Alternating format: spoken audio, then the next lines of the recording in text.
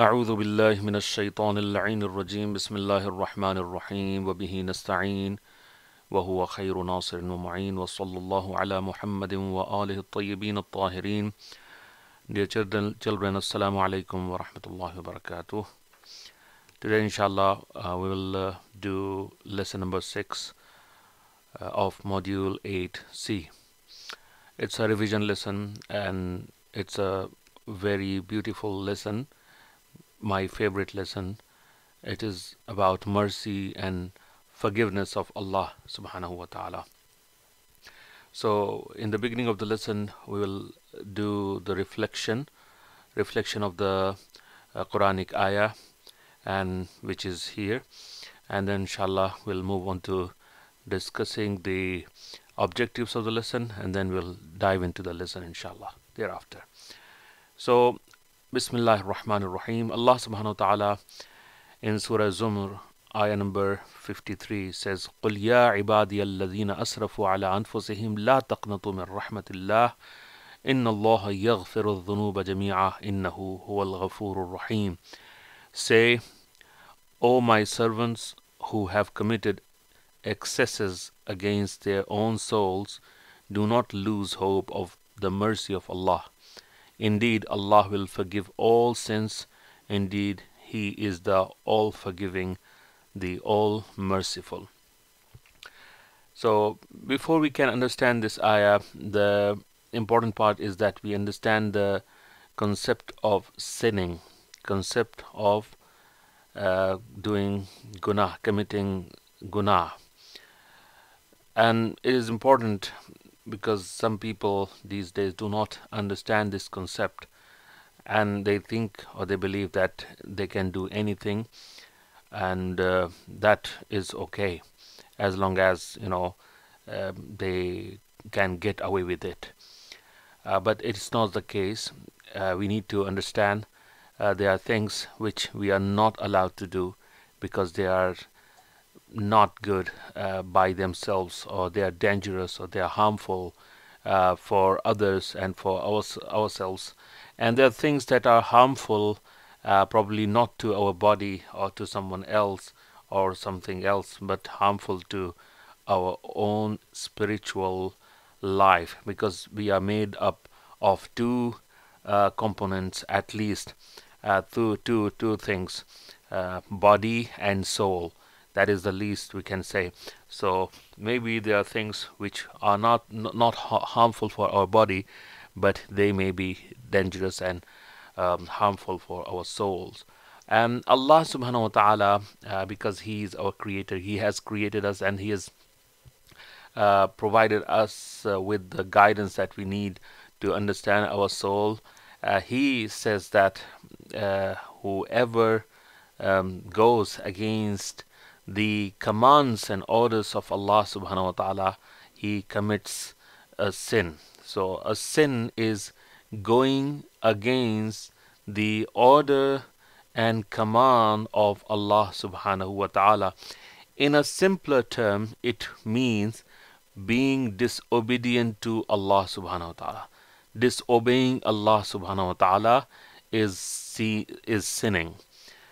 So this is the ayah says here, yes, all the human beings except for the except for the Ma'sumin alayhim salam, they are prone to committing sins. They would sometimes make mistakes. They would sometimes do things which may be counted as sins. But they should not then, after committing those sins, they should not worry too much that Allah subhanahu wa ta'ala is going to definitely punish them for their sins.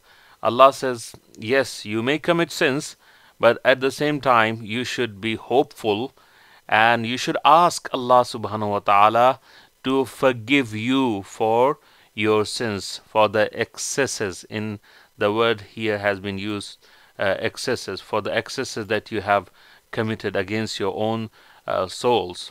So if you have done something like that, ask Allah subhanahu wa ta'ala for forgiveness. And this ayah is one of the really most beautiful ayat of the Holy Quran, although all the ayat of the Quran are most beautiful, but this has a special place. So he said, Allah subhanahu wa ta'ala says, Qul, O Prophet, tell my servants. Allah subhanahu wa ta'ala is actually counting everybody as his servant, because he is our creator. How would he want to punish us when he has created us to enjoy, his bounties, his favors, and his blessings, etc. He says, Qul ya ibadi alladhina asrafu, those who have committed sins, those who have gone beyond the limits set by Allah subhanahu wa ta'ala. So they have committed sins and they have gone against their own souls. So when we commit a sin, we are not harming anybody or Allah subhanahu wa ta'ala, we are harming our own souls. Actually, it's detrimental, it's bad for our own souls. That's very important to understand. So he says, La taqnutu min rahmatillah, and do not lose hope. If you have done something like that, do not lose hope of the mercy of Allah, because Allah is the most merciful. Min rahmatillah, inna Allah yaghfiru dhunuba jami'a.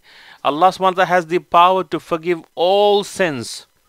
Innahu huwal ghafurur rahim. Indeed, He is the all forgiving, the all merciful. So Allah subhanahu wa ta'ala, if He wants to, He can forgive all our sins. But there are two things that we need to understand. If somebody dies with kufr, rejecting Allah subhanahu wa ta'ala's existence and authority, such a person does not qualify, actually, because he is in the first place, he has rejected Allah subhanahu wa ta'ala himself. And if somebody dies with associating partners with Allah subhanahu wa ta'ala, making others equal to Allah subhanahu wa ta'ala, such a person also does not qualify for forgiveness of Allah subhanahu wa ta'ala, because he has in a way rejected Allah subhanahu wa ta'ala's authority. Now that we have discussed the ayah, let's look at the learning objectives. We will inshallah try to understand the word Ghafoor and Rahim, and what are the conditions for doing Tawbah. When Allah subhanahu wa ta'ala says, I am able to forgive all your sins, there are conditions need to be fulfilled before Allah subhanahu wa ta'ala forgives our sins.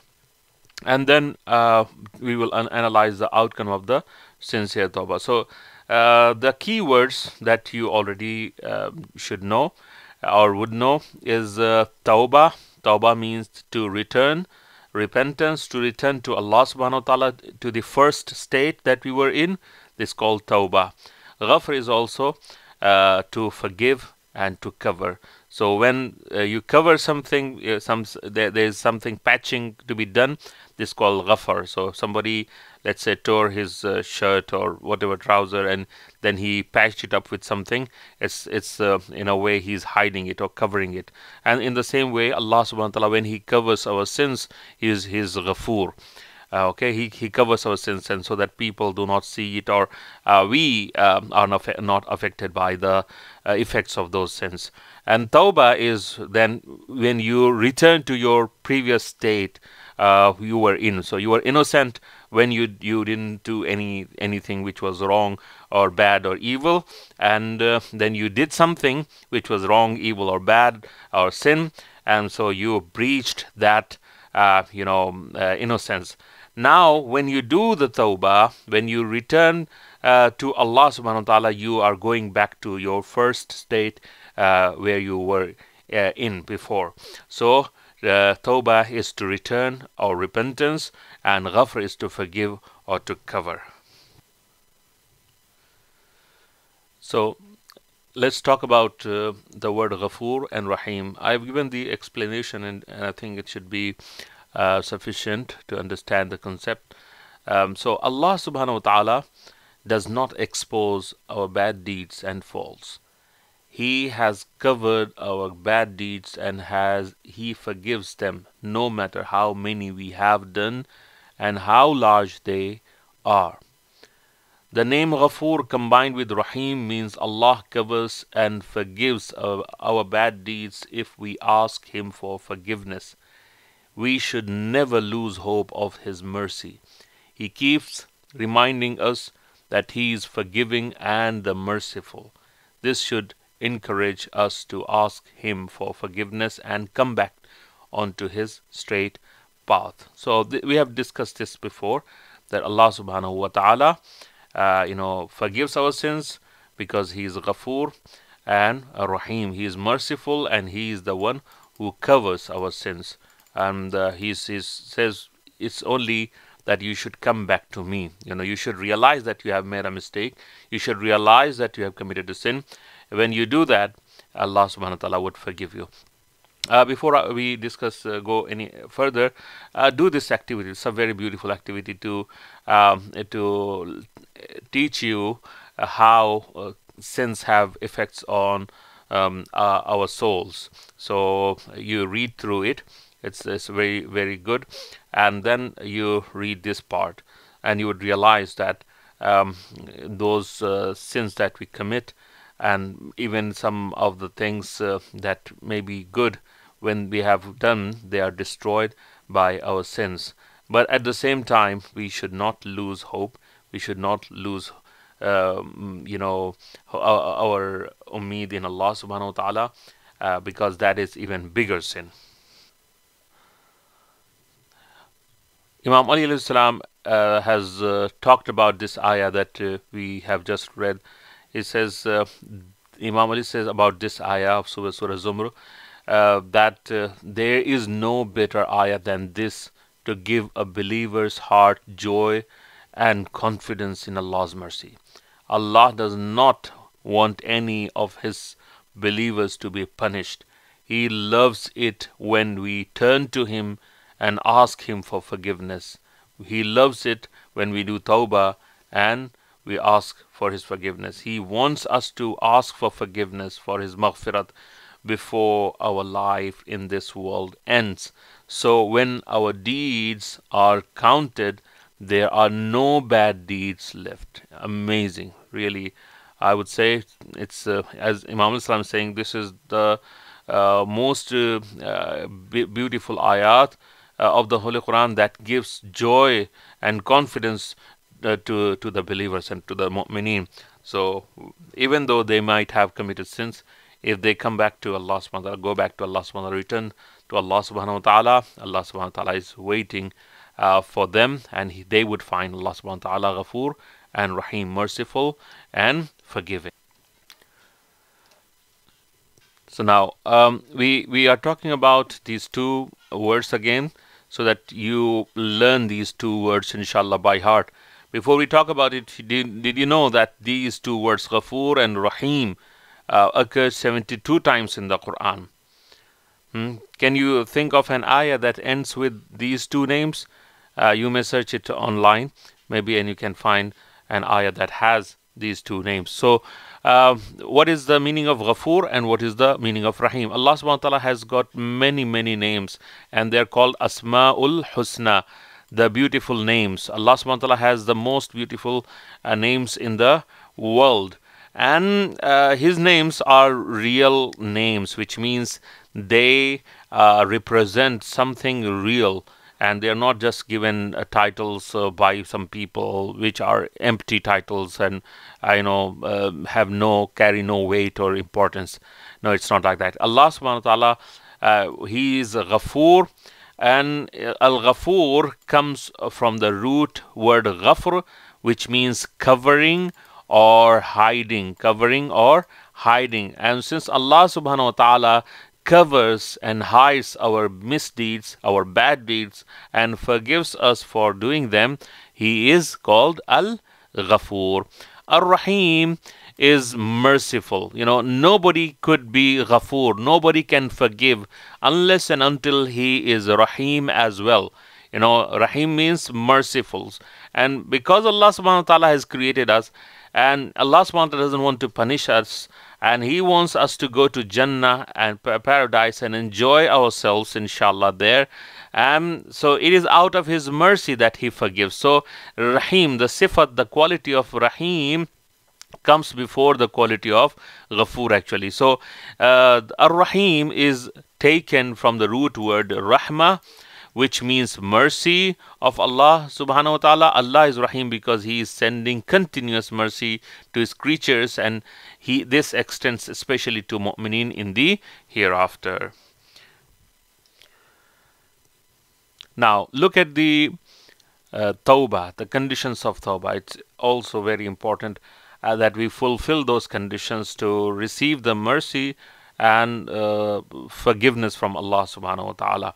So on the day of judgments, there will be some people who would say, oh Allah subhanahu wa ta'ala, they would make excuses. Oh Allah subhanahu wa ta'ala, we were unaware, we were ignorant, and we were trapped by our needs and wants and desires, etc. in the world, and shaitan deceived us, and he used to continuously whisper in our eyes, he used to do waswasa, etc. Allah subhanahu wa ta'ala would say, yeah, all accepted, all your excuses are there, but I also kept one door open for you. That was a door of tawbah. So why did you not come back to me? You made a mistake, no problem, but you should have come back to me. You should have returned to me. This is important. This is very important. I mean, how this is so beautiful. In an exam in the world or test in the world, sometimes you are given only one chance. You have one opportunity to prove yourself, and if you fail, you have failed forever. But with Allah subhanahu wa ta'ala, there are numerous chances, there are numerous opportunities to go back to Him. There is no limit on how many times you can ask for forgiveness and tawbah from Allah subhanahu wa ta'ala. This is why we recite tawbah so many times, and actually all our a'mal, all our deeds are one of the best deeds among all our good deeds is tawbah. So, and all our deeds, like even salat, has a component where we ask forgiveness from Allah subhanahu wa ta'ala. So tawbah, remember this, tawbah literally means to return. Tawbah literally means to return, and that is returning to Allah subhanahu wa ta'ala. But tawbah does not mean just to say astaghfirullah rabbi wa atubu ilayh. Sometimes people think that by saying astaghfirullah rabbi wa atubu ilayh they have done everything. No. There are a number of conditions they need to fulfill before they qualify for saying astaghfirullah rabbi wa atubu ilayh. So what are those conditions? Number one, feeling regret and sadness over the bad deed you have committed. Imam Jafar has said, there is no man whom Allah did not forgive who had felt ashamed of his bad deed. Whenever a man feels ashamed of his fault and then begs forgiveness of Allah, He forgives all of his sins. So being remorseful, feeling regret and being sad over your bad deeds is in a way tawbah. That is the first condition. Number two, making a strong resolution to never repeat the sins. If you have committed a sin, you are remorseful, you are regretful, you are sad about this, you should also make a commitment that you would not deliberately repeat it. So if we are truly regretful of what we have done, we will never repeat it. Every time we feel like repeating it, we must remember our resolution. Number three, if we have hurt someone, to ask them for forgiveness. So sometimes just by saying tawbah astaghfirullah rabbi wa atubu ilayh, we think that our sins will be forgiven. But it's not sometimes true, because sometimes you have harmed someone, you have insulted someone, you have taken something from somebody without his permission. So just by saying astaghfirullah rabbi wa atubu ilayh or going back to Allah subhanahu wa ta'ala, it would not enough. You would have to, for example, apologize to the person, ask for forgiveness from the person, or return his property to him that you have taken, or do something that you have destroyed, etc., to ask real apology from him. And that's what it is. So the condition, one of the conditions of the tawbah is that you should ask for forgiveness from the person whom you have insulted or harmed, etc. Number four, the time we have wasted in the bad deed, we should spend the same amount in connecting with Allah subhanahu wa ta'ala. If we have missed our namaz or fasts, then we need to perform them as qaza. We should recite the beautiful du'as taught by the Imam alayhi salam, so we can realize the mercy of Allah and connect with Him. This would make our tawbah sincere and proper. Now, this part is the faith in action part, and where we will come across some of the scenarios which we have been given, and we will have to decide what to do when we come across such a scenario in our life. So this is a faith in action part. Number one, you should recite the dua number 38, and read the meaning of the dua to understand what Imam Zainul Abidin alayhi salam's perspective is or opinion is on the forgiveness, asking for forgiveness and tawbah from Allah subhanahu wa ta'ala. And number two, do this activity. So this activity says, on the right are scenarios that could have been the sins you remembered when you covered your colorful paper with black lines. In the first activity, write down how you would do tawbah in these situations. Remember the stages of forgiveness that Imam al-Islam has taught us. After each scenario, have hope in Allah's forgiveness and mercy, and use a toothpick to scrape away the black paint from your paper. Okay, so read through these scenarios. There are 5 scenarios, and very beautifully done here. You should definitely do it, and I would encourage all the students, all the people who are watching this video, they should do it, and then they would realize, inshallah, that forgiveness and asking for forgiveness is not just saying astaghfirullah. It has to be done through our amal and actions, not just words. Now, this is the last part of the lesson where we want to see the effects of tawbah on ourselves. When we do the tawbah, it says when we ask for Allah's forgiveness, we do tawbah, say istighfar and do istighfar after fulfilling all the conditions, there is a change that happens within us.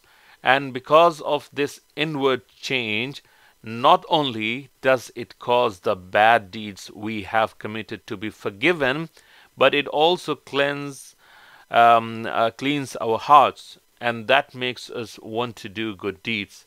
We will then start to avoid bad things and continuously try to do good. It is said that if our tawbah is sincere, Allah will make the 2 angels that record our deeds forget what they have written. Okay, so these are some of the effects of the tawbah. So when we do true and sincere tawbah, our sins are forgiven, and then there is a change that we receive in our heart. We become more peaceful, and we want to do good deeds. And there's another effect, that is when somebody has committed some sins and he has asked for true, sincere and forgiveness from Allah subhanahu wa ta'ala sincerely, Allah subhanahu wa ta'ala convert his bad deeds into good deeds. Amazing. That is such an amazing effect, and we should look forward to it.